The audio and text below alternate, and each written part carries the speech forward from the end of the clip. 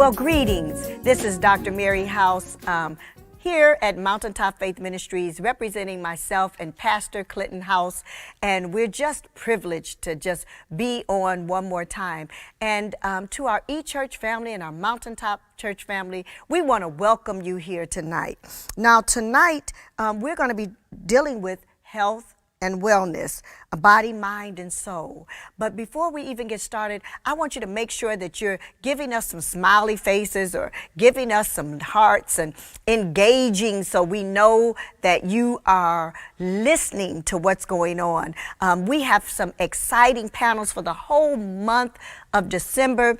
So if this is your first night tuning in, what I want you to do is make sure you tune in every Wednesday night for the panels, because they're just going to build on each other. So what are we going to talk about tonight? We're going to address the do's and don'ts, myths on the pandemic, the vaccine, hygiene, and best practices. So tonight, I want to make sure that I introduce to you two wonderful panelists that have decided to be a part of us tonight. We have Dr. Neville Campbell, who's a board-certified interventional pain management physician, and then we have Dr. Carmen Jones, who is a pediatric specialist. So, Dr. Campbell, tell us a little bit about yourself. I'm Dr. Neville Campbell, as was previously stated. I've been in Las Vegas for about 5 years now, from New York City, and before that from Jamaica, West Indies. Again, I'm an anesthesiologist by training. I specialize in pain management, and we have three offices in town. It's the Center for Wellness and Pain Care. We treat all sorts of pain, so facial pain, back pain, sciatica, any sort of pain that you have, we're the people to call. We have an office in Summerlin, one in the Southwest, and one in Henderson. Awesome, awesome. And Dr. Jones, give us something about a brief intro of yourself. Well, hello. Thank you for having me today. I've been here in Las Vegas for 18 years now, and I'm a pediatrician by training, but I have switched my practice over to a little bit more of a natural medicine sort of program, and my goal is to hopefully be one of the physicians, Western trained physicians, that can sort of help integrate. That's the catchword, integrate Western medicine with more natural medicine. So I'm working towards that end.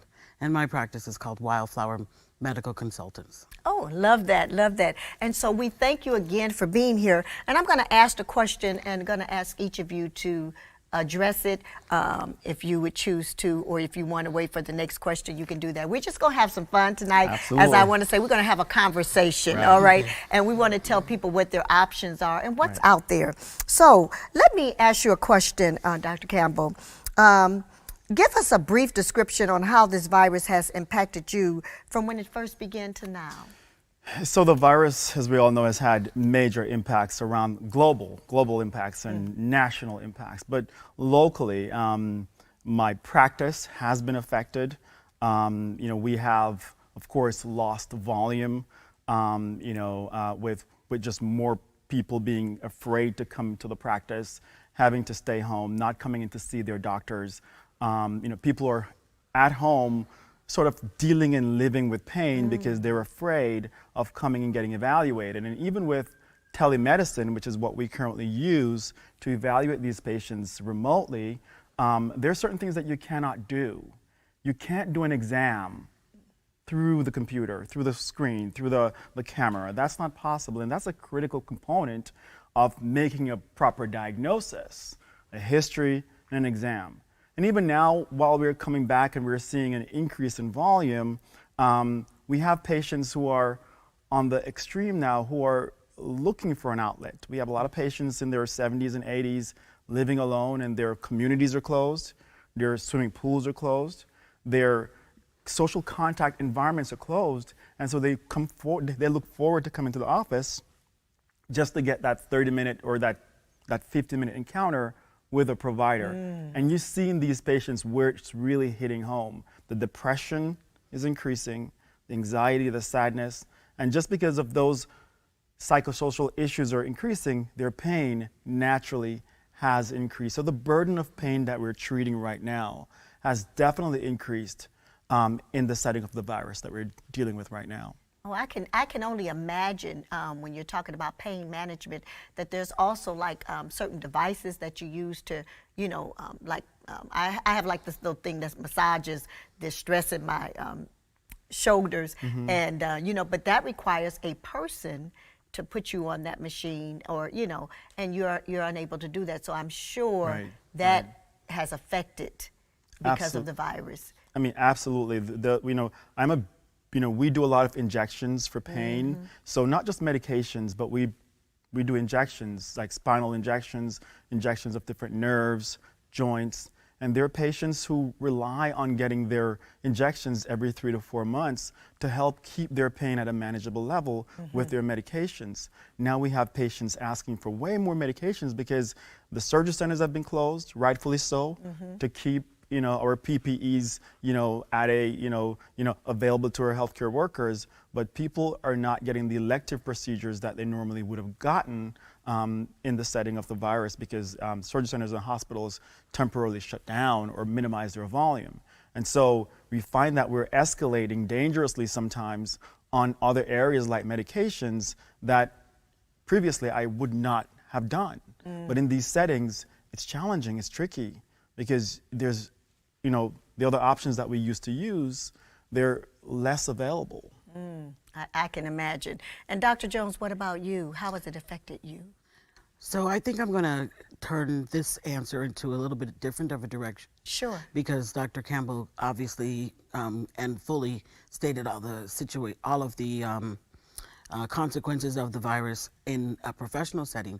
But on a personal level, because I think that was part of the question, it has affected my very own family. Wow. And Tell us about it. yeah, so one very scary moment, because I guess I'm going to just not take that deep breath so deep because I don't want to disrespect someone's privacy, but at the same time, we are learning all together. Right now, I have an uncle in the ICU. Right now, I have an aunt locked in her bedroom.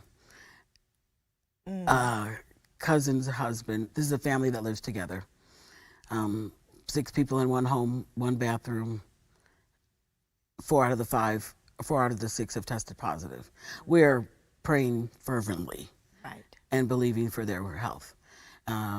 Earlier in the summer, my mother actually contracted the virus, and that scared us all to death. Now, she, very much like you, does nothing but talk to God constantly. And so she was fine in her mind, although she had some significant symptoms. I found my personal reaction being anger. And I was so angry with her. Here I am telling you what to do. Why aren't you doing what I say? And she thought she was. So I had to then readjust my my perception of what regular people know. Right. So what I'm thinking, of course, you have to do A, B, C, D, and E. But what I learned is that, people didn't really know how to wash their hands. They didn't even know to go between the fingers. They didn't know that they had to, do a little bit more. It was more like a... Yeah. And I found that most people don't really know how to wear a mask.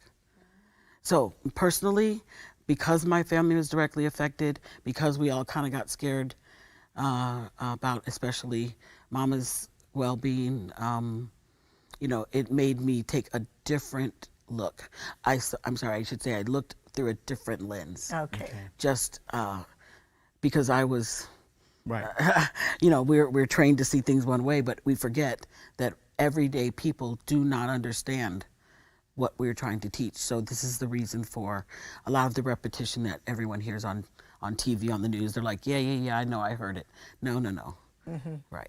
So Right. that's my perspective. That's really good, And if you're watching, what I love is I have these 2 phenomenal doctors here, and you're seeing 2 different perspectives of what the perception of what we're talking about when it comes to this virus. So let me ask another question here. If someone gets the virus, can they get it again? And so, yes, they can. There's an incidence, a small percentage of patients who have gotten the virus and have been reinfected. You probably heard it a lot more in April and May, when the virus just started, but you haven't really heard a lot of news coverage about the reinfection rate anymore. But there is a small percentage of patients that we still haven't figured out how many or what is that exact percentage, or what are some of the predisposing factors that will cause one to become susceptible to reinfection, or things like what is the duration of time between once you're infected then becoming reinfected. Still, there are so many questions that are unanswered regarding this rate of reinfection. We do know it's possible. We do know there's a small percentage of people who are. And then it begs the question, what is happening with the immune system and the immunity that we should be developing if you are becoming reinfected? Is it another strain of the virus? Or is it the same strain that your body has now lost its immunity? So again, currently the data is still evolving, as most things with this virus. We're changing constantly, and I can't bash science or bash what's going on, because this is new. This is a new experience globally, and even scientists, it baffles our minds every day, regarding how we should handle what we should do, because we're still gathering the data. It might take a couple of years before we finally have some good data to make sense of all of this, because it's really so new. You know what, Dr. Campbell, by you saying that, especially since we're in church, it's a reminder to me, how vast God is when He created this human body, and that doctors get licensed to practice medicine. That's correct. And so it's always a practice. And sometimes we put so much, Dr. Jones, on physicians, and we're expecting them to be God, and they can't be God, because there's this human body has complex. So complex. Oh, it's very complex. So many intricacies about it, and God, and it just shows you how God is. And so we have to rely on Him. Right. I think that we also, as Christians, need to pray for physicians and the specialists, that God gives them an insight to what's going on, so that they can properly diagnose us, as we come and as you have patients. Because when God gives it to you, it is an amazing awareness that you can have. And so, Dr. Jones, you had mentioned something about washing your hands. And so what are some of the things that people can practice to not contract the virus or to protect themselves? So tell us some of the best practices that would be we should be doing. So just as I just mentioned, it's important when you hear things over and over again. Repetition, just like a commercial or a phone number for one of the popular attorneys in town, it sticks with you. So washing your hands.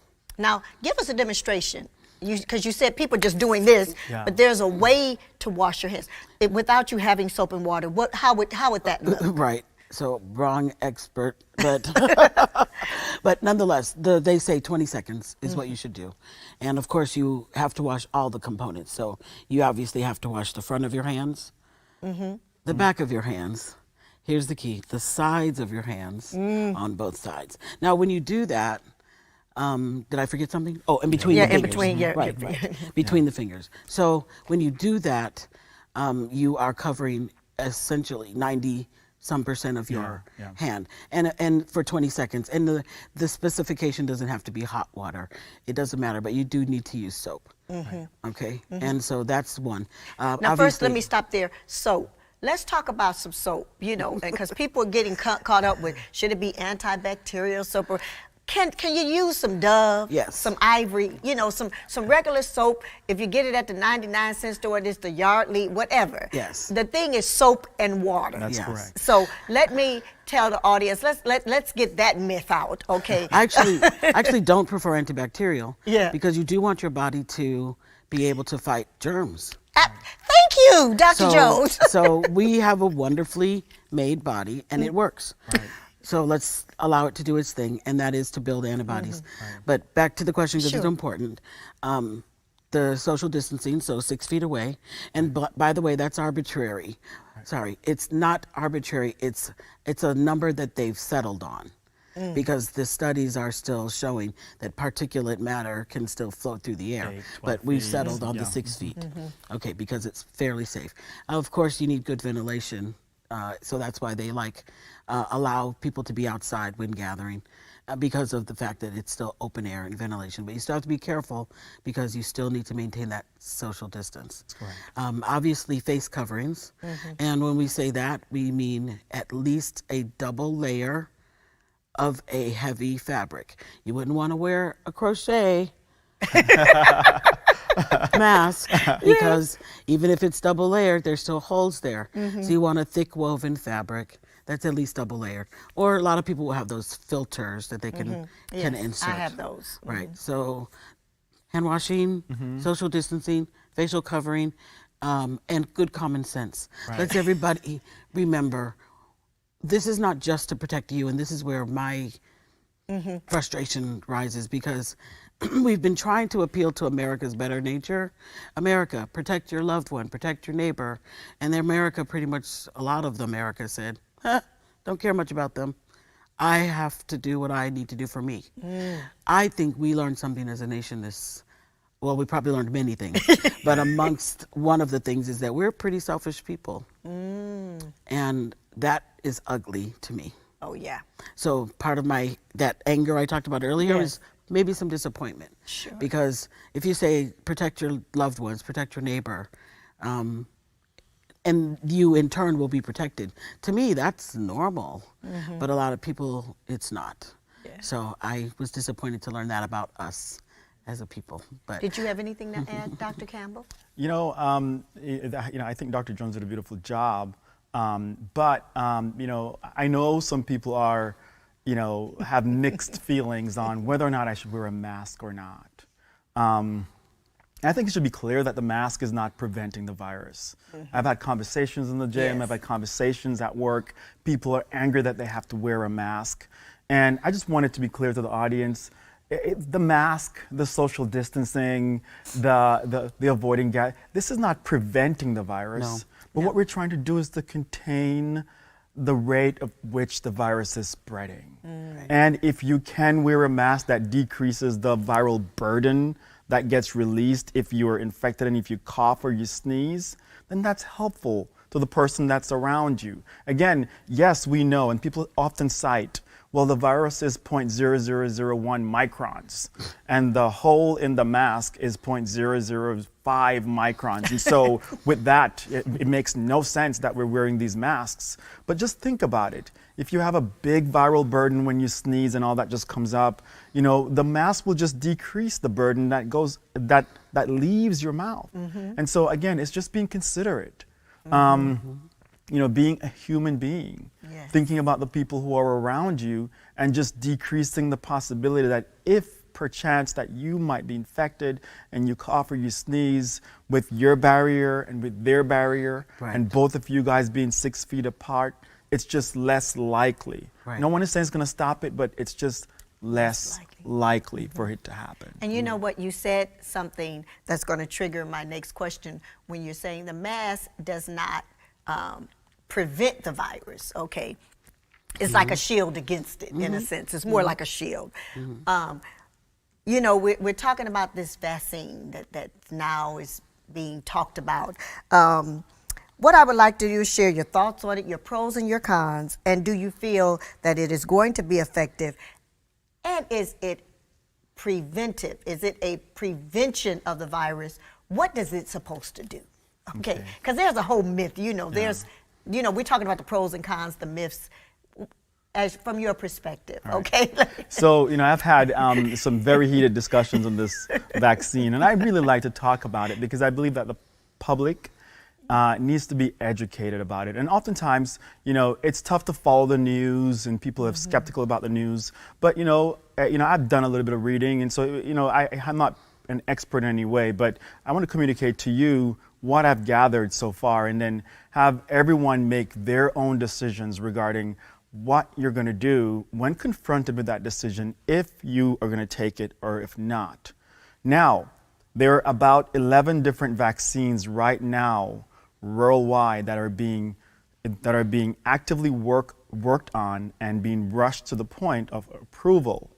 Thus far, 2 of these vaccines, one from Pfizer and one from Moderna, those are 2 ones that you hear about in the news a lot. Yes. These are the ones that in another couple of days the FDA will be having a meeting to determine if they're going to be approving these 2 these 2 vaccines. Now, I think that's just a official move on their part to show to the public that yes, we're doing an official meeting to go to, but they've already approved it. I mean, seriously, the committee will not come back and say, oh, after we've looked at it, we're gonna. No, they've already approved it. So this is formality, right?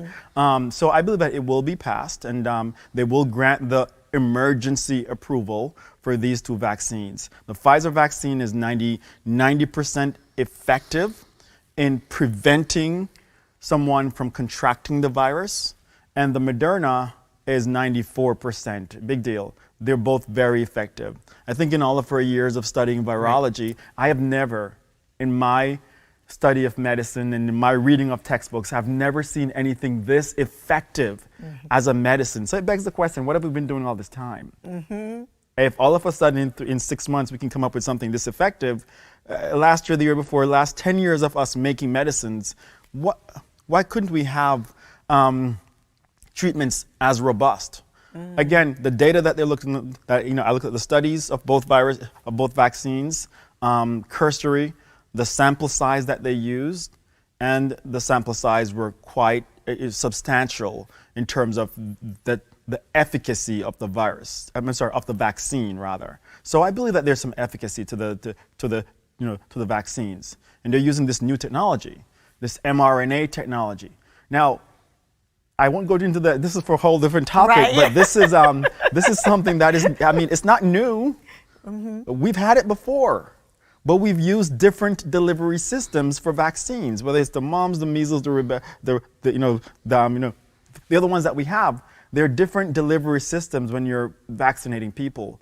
We've had this mRNA that utilizes, wrapping the strand of mRNA, which is a messenger, RNA, in a lipid nanoparticle, and then inserting that into the body. People have concerns about that because that's modifying or that has the potential to modify the genetic output. It has the potential to do that. It's like having a software and having a virus getting onto that Microsoft, platform and causing the programs to act differently. That's really what's happening. You're introducing something, telling your cells to make something or to turn off something or to turn on something that was not really in the genetic code. And so there are concerns regarding the long-term effects of this.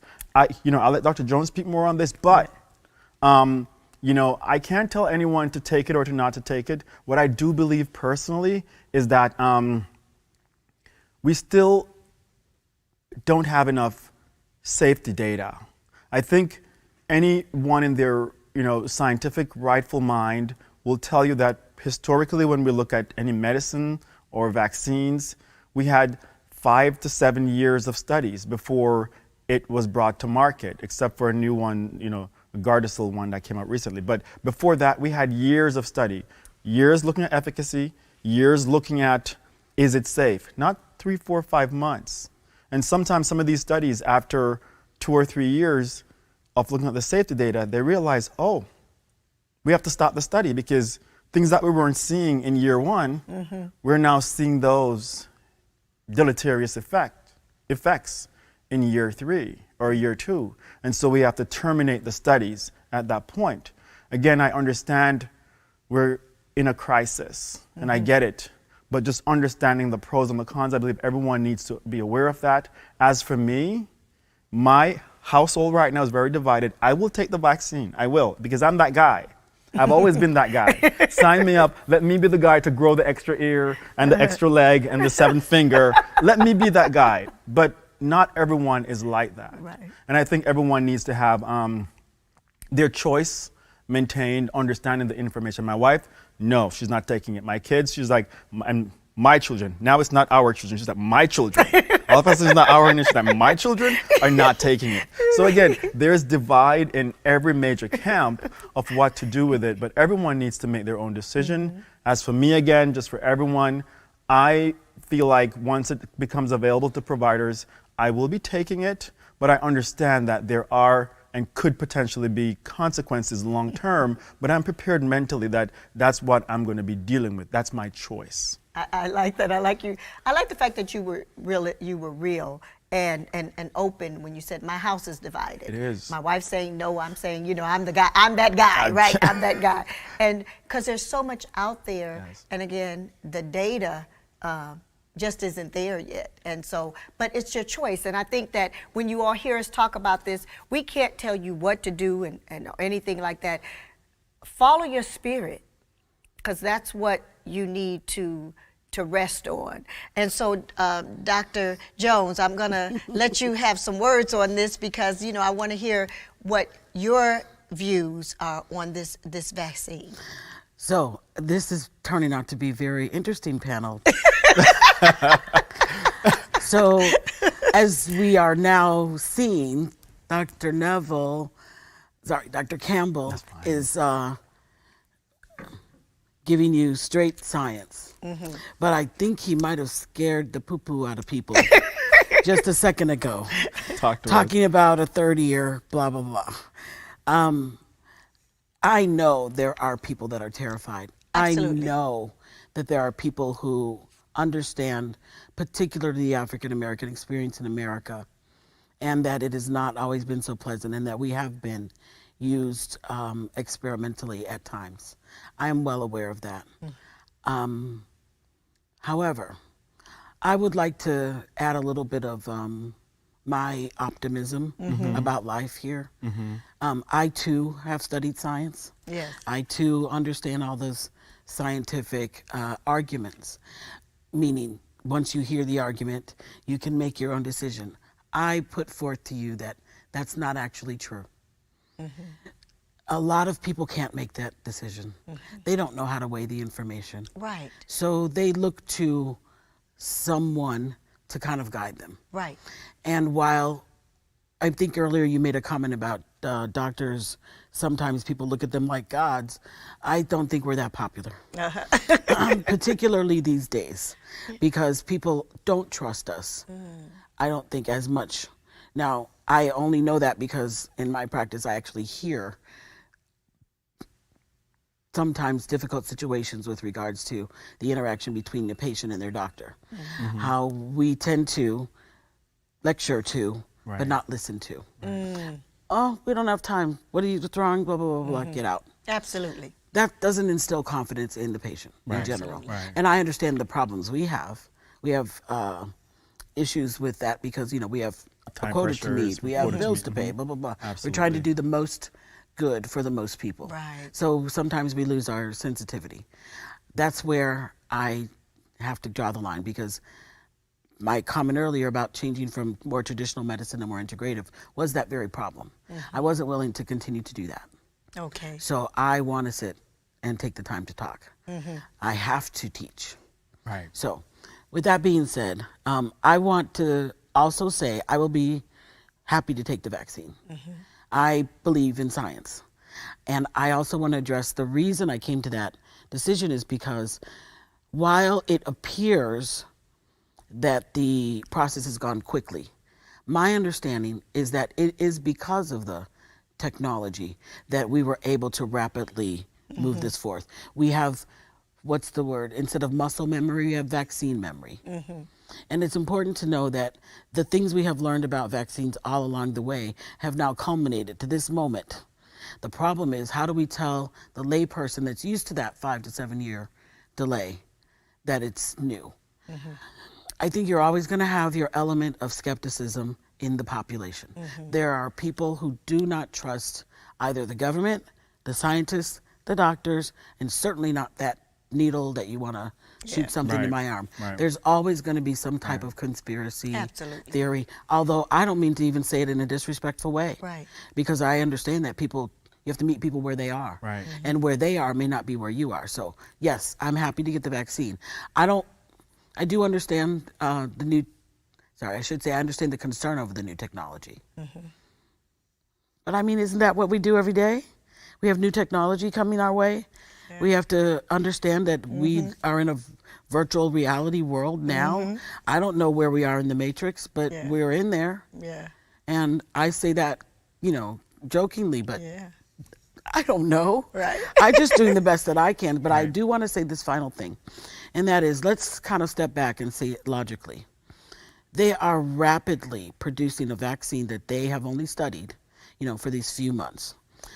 According to the way the immunization committees have set up, they need 45 days. So they gave us 60.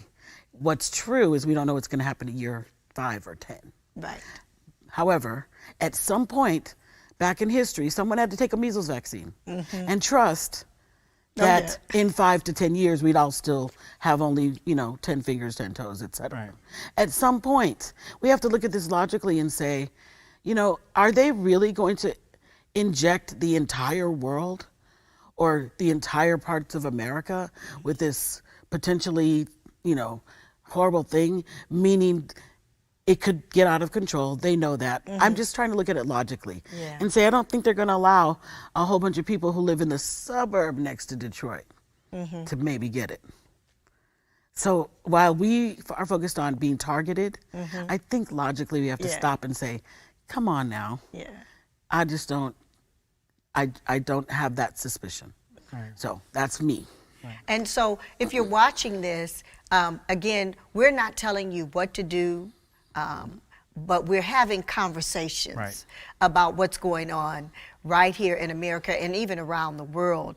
And as we know, for me, I will say, them pushing the vaccine just so quickly. I just, as I told you earlier, I have such a confidence in God that I believe, just like I said earlier, the children of Israel, when they were in Egypt and the plagues hit Egypt, and the Bible, God told them to put the blood on the doorpost, and he said, when I see the blood, I'll pass.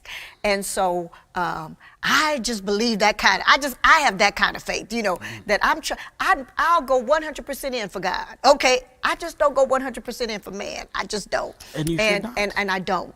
And but that's just me. That's me, and that's my opinion. And so, ladies and gentlemen, and saints and friends, you have to follow what's in you. And I don't have any answers, and no one does. Even science doesn't have the answers for what the future holds for this vaccine, and what the pros and cons or what the side effects may be. They don't know all of that yet. They just don't know. But if you're comfortable and that's what you want to do, you can do that. But I do want to just say, we talked earlier, it's not, it doesn't cure it. No. Okay, and see, that's what I want to. I want to hit that. Is that vaccine? It doesn't cure it. It may prevent something. Right. It's a prevention. If I'm correct, what is it? I mean, I want to get that clear, because people are thinking this is a cure. So my understanding, if I may, is that, yeah, please. I want you to kind of think about it like this. Because I know we got to wind it down. Yeah, but go ahead. let's use a common one that's pretty recent to a lot of us: chickenpox. Chickenpox was there, and then what you used to do is you used to get it, stay in the house for your 7 days, and then calamine yourself to death, and then find something to make the scars go away. So that was not a treatment then. Right. So the virus still exists. It just went through the population according to the statistics and the manner or the nature of that virus. This is not that different. I mean, coronavirus is not foreign to us. This particular strain is foreign to us. Okay. So virus is going virus. Yeah. They're I going like to, that. They're going to do what they do. But our role as scientists and trying to be public health stewards is to make sure that you aren't continuing to help it spread. Okay. So it doesn't cure it. Yeah. It's still going to be a virus. It still exists in nature. Yeah. But we're just trying to prevent the spread. Is that your understanding? Yeah, I absolutely agree. I believe that, like you said earlier, I'm a man of faith. I believe that God, in His infinite wisdom, and we have finite wisdom. I mean, we think we know, and we haven't used up, a third of our brain, and we forget things that happened 10 years ago. But God is ever knowing. He sees everything. He understands. In His infinite wisdom, He made our bodies beautifully and wonderfully created, and our defense mechanism is probably one of the most cleverly designed mechanisms that that's ever made. I mean, even with all the computer technologies that are available, our body's defenses, when you look at it side by side, really outweighs all of this, and that's the power of God, though. And we're still trying to understand the mysteries of what God intended when He did all of this, and that's the study of medicine and physics and biology. But still, we struggle. Given challenge with any virus, our bodies typically figures it out. Yes, we might get infected, we might get sick, and you get the whatever symptoms. Whether if it's a respiratory virus, you get a runny nose, you get a cough, you might get some a fever, some phlegm. But your body is studying during this time. Yes. Your body's trying to understand, okay, what am I dealing with? This is new. I've never seen this before. Let me call on my defense. And your body launches this, one, to study, two, then to start making, cells to counterattack, right? And oftentimes, we do okay. Yeah. Of course, 4, 5, 6, 7, 8 days of being sick, but your body figures it out, so you recover. Some people, though, don't recover. In the end, I believe the virus, come 5 years from now, will go around the majority of the population, and people will get infected. Those who haven't been vaccinated will get infected, and maybe, and some of them will recover. Well, most will recover, but some will likely die. The ones whose bodies can't figure out how to address this virus. So again, the virus will go through, but the vaccine, I think it's helping from a public health standpoint in that we can't afford for the hospital systems to be this congested. Yes. Because people still have heart attacks. People still have strokes that needs to be treated. So if you have all the ER beds, if it has 10 beds and 10 are filled with people with respiratory symptoms, what about the person with the heart issue or the stroke issue who hasn't really changed, is still there. Back to being compassionate. Exactly. So for your that's neighbor. where I think we need to, from a public health standpoint, if we slow down this, then we won't get overwhelmed and have people trying to ration care, which is a really tough place to be. Who do I let get this bed versus who do I not let get this bed? Who makes those decisions? And who die versus who live? So that's where I believe this will really be helpful in slowing down the spread and people getting sick and then getting hospitalized and the system becoming overburdened. Great. I realize you have to want wrap to say up. this. We're running out of time. Okay, Dr. Joe. But we want to make, I know this has been wonderful. You guys are probably like, oh my God, this was so good. And so, but I do want to thank both of you all for being here. But as we end, what I'd like you to do is tell us, how do people get in touch with you? And if they want to use your services in any way, do you have a website, or do you have a telephone? And I know you've told us locations, and give us the name of the practice again in the same way with you. So the practice is the Center for Wellness and Pain Care of Las Vegas. Once again, the Center for Wellness and Pain Care of Las Vegas. Our telephone number, main line, is 702-476-9700, 702-476-9700. Her website is www.cwpclv.com. cwpclv.com, and we're available on social media. We're on Facebook, on Instagram, LinkedIn, and Twitter.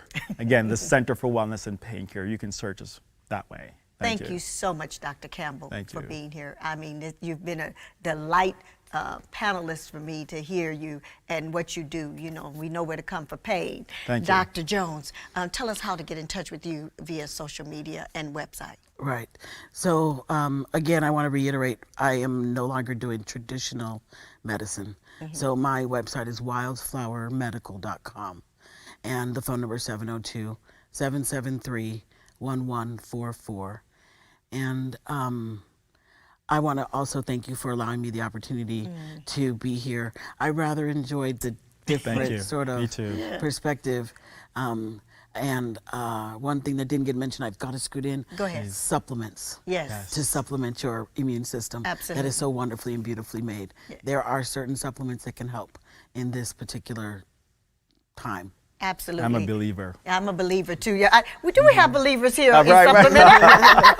Yes, sometimes we need help. I'm here on the stage with people who believe like me when it comes to supplements, because I just believe that, like you said, this body is so well taken care of. God has designed us so wonderful, but He's also designed it that if you put the right stuff in it, Sure, it can assist. it can reset properly. Right. You know, because then it can reset wrongly if you're doing the wrong things. And so we're going to be talking about things like that on the next panels. Again, stay with us to our eChurch. You know, stay with us. Tune in next week. We have a wonderful panel that's going to continue this whole month of health and wellness. So may God bless you. May He keep you. May He forever shine upon you. And let's stay safe. Be wise. Be healthy, wealthy, and wise. God bless you.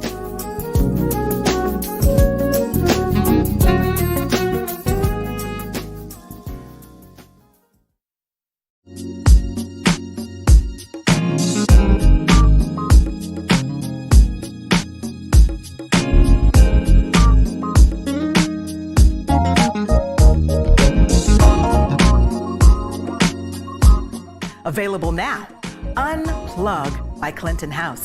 The power of living in the present now. Clinton House masterfully teaches on how to unload and strip from the hurts of our past while strengthening our spirits and souls to repair. Download your copy today. Available at clintonhouse.org, amazon.com, Kindle Nook, and iBookstore.